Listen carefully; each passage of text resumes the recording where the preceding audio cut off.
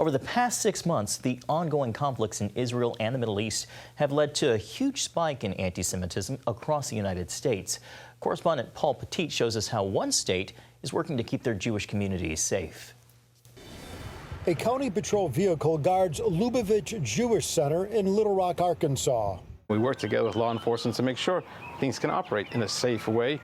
At nearby Temple B'nai Israel, tiny pieces of broken glass remain as evidence from an act of vandalism. I can't say how it happened, but it certainly has never happened before.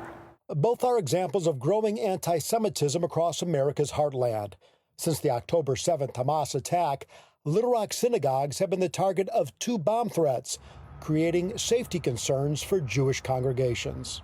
These are incidents we usually see in large metropolitan communities, not in our smaller southern communities. So it's even more shocking. It's even more unsettling to hear that the Little Rock community, the Little Rock Jewish community, is so deeply impacted. A recent national survey revealed anti-Semitism to be at its highest level since the Anti-Defamation League began tracking the data more than 40 years ago. Nationally, ADL is reporting out over 3,300 incidents of anti-Semitism reported to ADL since October 7th, so since the war between Israel and Hamas broke out. That's over a 350% increase in anti-Semitic incidents.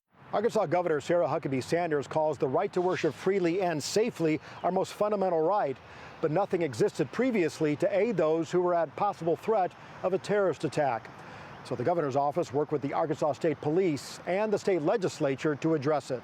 And basically what it does is it provides funds for organizations that are spiritual or religious-based nonprofit organizations to enhance their safety protocols and to make sure that they are able to offer safe worship for their congregants. After its approval to provide $500,000, more than 31 applicants responded with requests seeking more than $2 million. So far, $227,000 has been awarded to 6 organizations.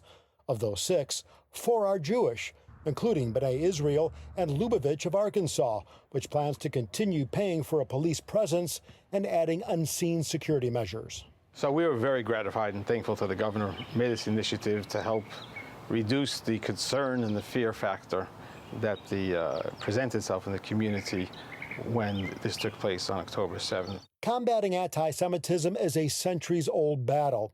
Offering funding for protection is one way Arkansas is fighting back.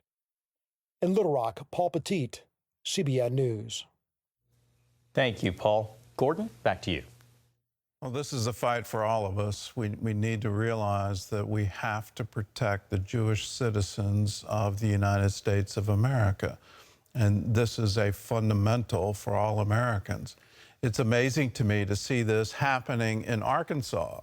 And to see Jewish students at Columbia University be afraid to go to class, to see the absolutely horrific rise in attacks against synagogues, hate crimes against Jewish people.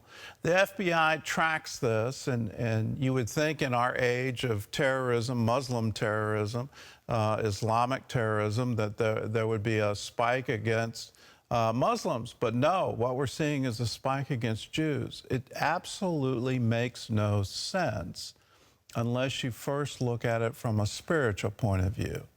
And the rabbis say in every single generation, a Haman arises who wants to wipe the Jews out.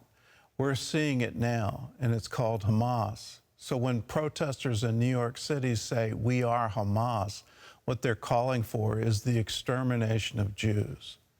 We who love God need to stand against it and say, no, not on our watch. We vowed never again, and we mean it.